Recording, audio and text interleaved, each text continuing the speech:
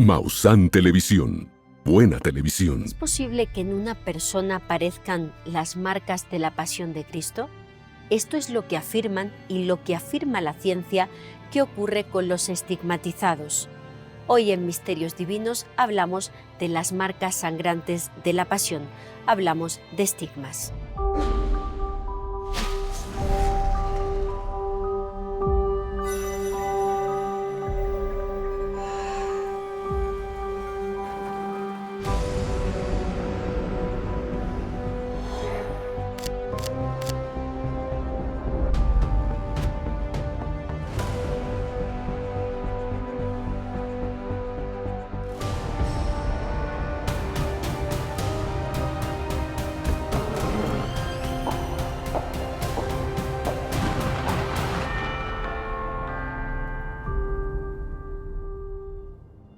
La palabra estigma viene del griego y habla de las marcas que se imprimían a fuego en los esclavos. Hoy día los estigmas están relacionados con un aspecto religioso fascinante, el de las personas que aseguran llevar en su cuerpo las marcas de la pasión de Cristo. Los estigmatizados tienen heridas abiertas que no se pueden cerrar, que supuran sangre prácticamente durante todo el año y que aumentan todavía más en fechas especiales para los creyentes, como por ejemplo la Semana Santa o los días viernes, que es el día que la tradición eclesiástica asegura que Jesús sufrió martirio en la cruz. Son marcas que aparecen en las manos, en el costado, en la frente, en los pies de estas personas que sufren no solo el tener esas marcas y esas heridas abiertas, sino el dolor que éstas les provocan. Se asegura que el primer estigmatizado de la historia podría haber sido San Pablo. En una de sus epístolas, en concreto a los Gálatas, dice una frase enigmática: «Llevo sobre mi cuerpo las señales de la pasión». Y es por eso que algunos interpretan que habría sido un estigmatizado. Pero para hablar de forma fehaciente de una persona, de un santo que habría dado origen a este fenómeno, con datos, tendríamos que referirnos a San Francisco de Asís. En el siglo XIII, estando San Francisco en el monte Alberna, en un periodo de ayuno y de oración, de repente tuvo una visión inquietante. Un ángel apareció en el cielo y empezó a lanzarle unos rayos luminosos, unos rayos que terminaron en el cuerpo impactando contra San Francisco y formándole unas heridas tanto en sus manos como en sus pies, que serían los estigmas de la pasión de Cristo. Por lo tanto, el primer estigmatizado de la historia fue San Francisco de Asís en el siglo XIII. Además, no solo eran heridas supurantes. Según Tomás de Celano, había unas protuberancias de color negro que salían de su interior. Eran formaciones que recordaban a clavos, como si los clavos se estuvieran formando en su propio cuerpo. Dicen los biógrafos que San Francisco estaba avergonzado de este fenómeno que le estaba ocurriendo y usaba túnicas que pudieran cubrir sus manos para que nadie más supiera o conociera de estos padecimientos. En el caso de San Francisco de Asís, tuvo estos estigmas hasta el final de su vida. Eran estigmas visibles por cualquier persona que estuviera cerca de él, pero dentro del mundo de los estigmatizados hay otro fenómeno fascinante, y es el de los llamados estigmas invisibles. Personas que padecen heridas dolorosas en los mismos lugares que el Nuevo Testamento, en concreto el pasaje de la Pasión, nos aseguran que Jesús sufrió durante el final de su vida. Una de las estigmatizadas invisibles fue Santa Catalina de Siena, primera santa en Italia, primera doctora de la Iglesia, que sus biógrafos aseguran que tenía trances místicos en los que le lanzaron estos estigmas que solamente ella podía contemplar, que le dolían muchísimo y que al final de su vida se hicieron presentes de forma que todos pudieron creer en la veracidad de su relato. Padre Manuel Delgado, misionero claretiano, rector de San Hipólito y San Casiano aquí en la Ciudad de México, uno de los templos más importantes. Muchas gracias por esta entrevista. Al contrario, Lourdes, muchas gracias por estar aquí con nosotros. Hemos querido charlar con usted, Padre, para que nos hable del mundo de los milagros. Hay fenómenos místicos en el seno de la Iglesia que han vivido grandes santos, entre ellos el de los estigmas, un fenómeno vinculado a la pasión de Jesús, que ¿cómo deben interpretarlo los fieles, Padre? Bueno, primeramente, ver a través de estos estigmas, podemos contemplar el amor que Jesús tuvo por todos nosotros. Es el significado fuerte de nuestra salvación. Al verlos, estamos experimentando esa presencia amorosa que Dios mismo ha transmitido a través de su Hijo, y nos quiere decir a nosotros que a través de esa pasión de amor que Jesucristo tuvo para la redención de todos nosotros, tenemos que ser muy agradecidos a Dios por estos signos tan importantes, sobre todo cuando, por ejemplo, vemos a San Francisco de Asís, que él tuvo y llevó sus estigmas. Claro que la Iglesia ha estado investigando profundamente estos signos con misterio, pero un misterio divino muy importante. ¿Por qué? Porque la Iglesia debe también ser partícipe de ello, pero acertar fuertemente que verdaderamente esto venga de Dios, ¿sí? Y que no sea un producto del hombre, y de que de esta manera vayan a confundir la devoción, la fe y la integridad de la Iglesia. La Iglesia reconoce que estos fenómenos pueden suceder, que el Espíritu Santo se puede manifestar en cualquier fiel. ¿Se ha encontrado alguna vez con este fenómeno? Porque puede parecer que es habitual, pero no lo es. Bueno, directamente en cuanto a los estigmas, no. Pero sí la cantidad de feligreses que han venido de diferentes países, que han venido a agradecer a Dios y a San Judas Tadeo por los grandes favores que les ha dado. De una señora, aproximadamente de 65 a 70 años de edad, originaria de Polonia. Vino desde Polonia a agradecer a Dios y a San Judas que le haya librado de cáncer. Yo, platicando con ella, le agradecía principalmente su venida a este lugar sagrado, pero también la pregunta, ¿cómo fue? ¿Cómo fue todo su proceso? Ella no conocía a San Judas Tadeo. Ella se incorpora a las celebraciones de la Eucaristía en lo que fue el tiempo del novenario para poder hacer la fiesta el día 28 de octubre, y a través de esa participación por los medios de comunicación, entonces ella empieza a tener esa devoción y fe, recibe el milagro, recibe ese favor grande, y ella decide trasladarse desde Polonia hasta la Ciudad de México para poder darle gracias a Dios. Algo bien curioso y muy especial que pasó aquí. Una de mis preguntas fue, usted que vive en Polonia y está cerca del Vaticano, y que sabemos que en la Basílica de San Pedro se encuentran los restos de San Judas Tadeo, ¿por qué no fue para allá? Ella simplemente contestó, porque el milagroso está en México. Impresionante, Padre.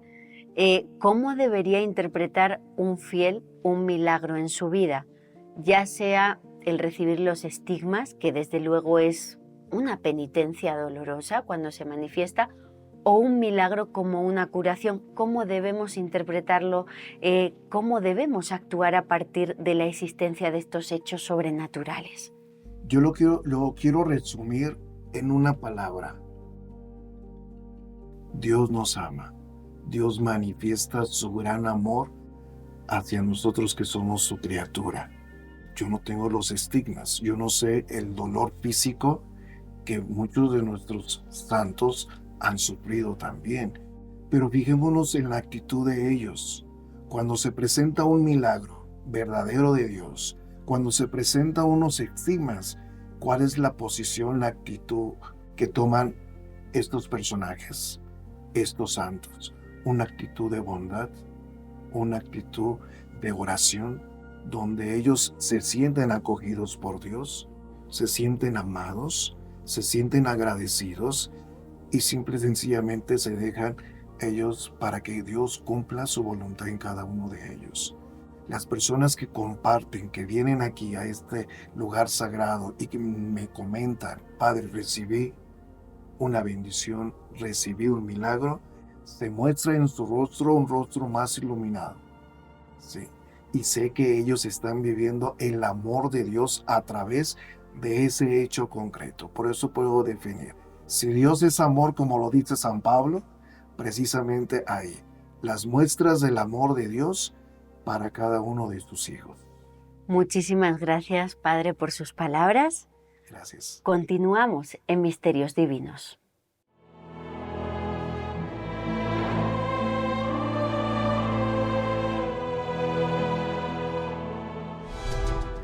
San Televisión, buena televisión.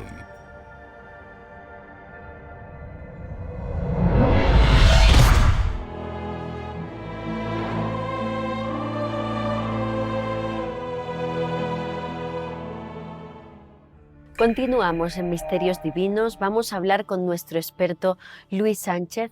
Luis, el mundo de los estigmas se asocia normalmente con un tema de Dios, pero también incluso existen los llamados estigmas diabólicos. ¿En qué consiste esto? Así es, estos fenómenos también pueden manifestarse en personas que aparentemente tienen una espiritualidad religiosa, pero su origen de estos estigmas pueden tener un origen diabólico y así se ha presentado en la historia de la Iglesia. Entonces, Fray Beniño, un exorcista ya de nuestra época, relataba una anécdota precisamente de un jovencito que durante dos años manifestaba fenómenos aparentemente místicos y al final estigmas. Pero una vez que se investigó más a fondo el caso, estos estigmas estaban asociados a una posesión diabólica.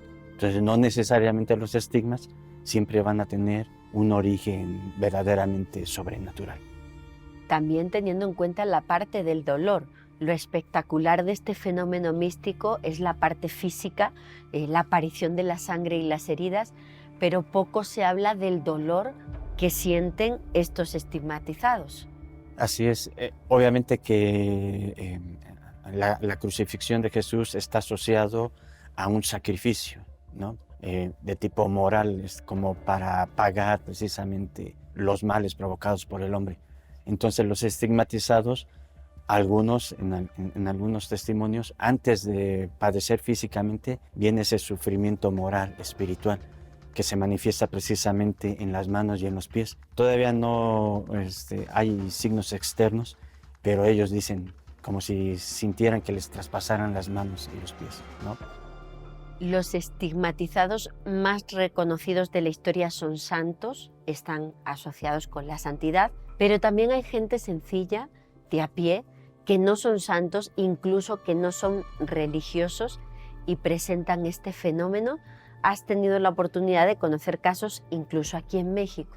Ya fuera de una investigación de un contexto católico, hay personas sencillas que dicen sentir o también manifiestan estigmas en manos, en pies o en la frente, digamos los estigmas de la corona de espinas, ¿no? Y que ellos asocian naturalmente como signos de su relación, de su devoción a la pasión de Jesús. Entonces aquí en México tuvimos el caso de una mujer mexicana de la Ciudad de México, Elizabeth Sánchez. Pues obviamente ella empezó a manifestar dolores primero en las manos, en los pies, en el costado en derecho, y finalmente, después de un tiempo, empezó a manifestarse externamente esos signos o estigmas. Es un caso muy impactante que tuvo mucho eco aquí en México en su momento, igual que el caso de otro estigmatizado, en este caso italiano, llamado Giorgio Bongiovanni, que es un caso que también conoces. Así es, en el caso de Giorgio Bongiovanni es otro fenómeno, pero en un contexto distinto, ¿no? De un contexto católico o de esta Elizabeth Sánchez, porque Giorgio Bongiovanni, sus estigmas también los asocia al contacto con extraterrestres, a un mensaje de seres extraterrestres. ¿Sí? Entonces, para la Iglesia, pues, es un caso muy especial que discierne y que toma en consideración precisamente esos mensajes. Esos estigmas están asociados, como en el caso de los místicos, de los santos también, con un fuerte olor a rosas, ¿no? Entonces, en el caso de los estigmas, no estaríamos hablando de un fenómeno puramente religioso, sino que tendría más que ver no con una institución, sino con los sentimientos de la persona o las capacidades de esa persona. Bueno, independientemente de su origen, ya sea divino, ya sea natural, mental o preternatural, en el caso de origen diabólico, estos fenómenos tienen que precisamente pasar por un análisis, primero para establecer la causa, la naturaleza, confirmar que efectivamente es algo extraordinario y también cuáles son los frutos de esos estigmas, cuál es su mensaje. Pues muchísimas gracias, Luis. Seguimos aquí en Misterios Divinos.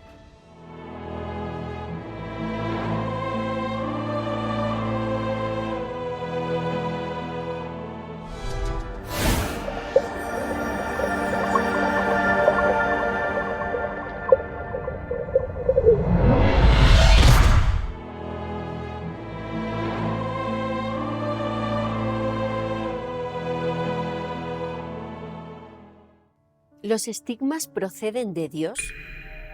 ¿De verdad desde la divinidad se manda estos padecimientos a determinadas personas?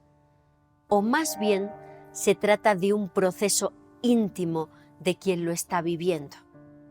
A la fecha, el mundo de la medicina se ha encargado de estudiar los estigmas y hay diferentes profesionales que aseguran que es posible que una persona que sea un creyente fervoroso, que se pase prácticamente todo el día orando y meditando, sobre todo en aspectos relacionados con la pasión de Cristo, una persona con un poder mental grande podría producir en sí mismo los estigmas sobre su cuerpo.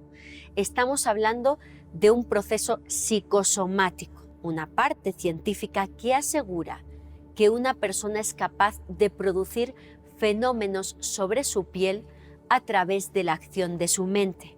Esa sería hoy día la explicación científica al proceso de los estigmas, más allá, desde luego, de la posibilidad del fraude. Es posible, desde el punto de vista de la ciencia, considerar que el fervor religioso puede producir en una persona que aparezcan estas marcas creadas por ellos mismos. Hay un dato que me resulta clave. La mayoría de estigmatizados tienen, por ejemplo, la herida de la mano en la parte central de la mano.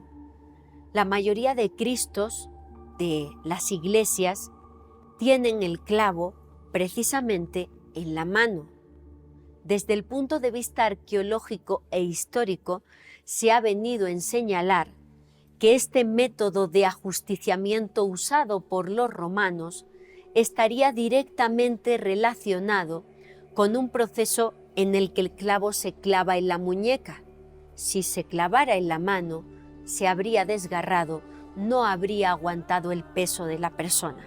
El clavo estaba en las muñecas. Sin embargo, en los estigmatizados, esta señal aparece en la palma de la mano, lo cual nos puede llevar a pensar en ese proceso psicosomático, en cómo una persona es capaz de obrar este milagro tan sangriento con la fuerza y la fe en sus creencias. Los estigmatizados más famosos de la historia han sido casos como el del Padre Pío de Pietrelcina o Teresa Newman. En el caso del Padre Pío, todo inicia en 1913, después de que él reconozca que pasó una tarde muy obsesionado reflexionando sobre la pasión de Jesús.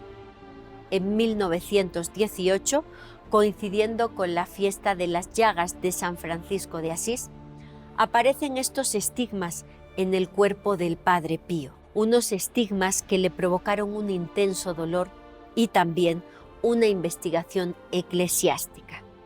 Los primeros análisis realizados por la Iglesia a nivel psicológico consideraron que se trataba de un episodio neurótico, hasta tal punto que ocultaron al Padre Pío. No podía relacionarse con ninguna persona.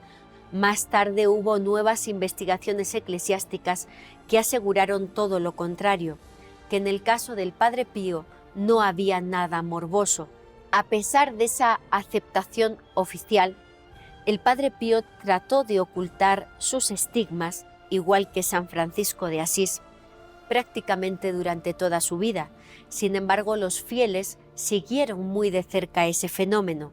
Cabe señalar que cuando se produce el fallecimiento del Padre Pío, hoy San Pío de Pietrelcina, canonizado por la Iglesia, se produjo una cerrazón de esos estigmas. Las heridas desaparecieron milagrosamente. Otro de los casos más espectaculares del mundo de los estigmatizados es el de Teresa Neumann, una mujer que vivió a mediados del siglo XX en Alemania y que fue investigada de cerca por la iglesia de Ratisbona. Presentaba unos estigmas verdaderamente sangrientos, heridas que sangraban en su frente, en sus ojos, en sus manos, y que provocó que la iglesia, como os digo, siguiera muy de cerca el caso. Hubo monjas que vigilaron a Teresa Neumann día y noche durante mucho tiempo y certificaron que ella no se producía esos estigmas. También certificaron otros fenómenos fascinantes, como que ella practicaba el llamado ayuno místico. No consumía nada que no fuera la hostia consagrada y así se mantuvo completamente saludable durante mucho tiempo de vida. El caso de Teresa Neumann, de Santa Gemma Galgani y de otras grandes místicas de la historia nos demuestra que los fenómenos misteriosos asociados a la religión existen y que en ocasiones provocan dolor. Un dolor que padecen estas personas que tienen las marcas de la pasión y que hoy hemos analizado en profundidad en Misterios Divinos. Nos vemos en un nuevo episodio con más información. Hasta la próxima. Visita mausantelevisión.com y síguenos en todas nuestras redes sociales. Maussan Televisión, buena televisión.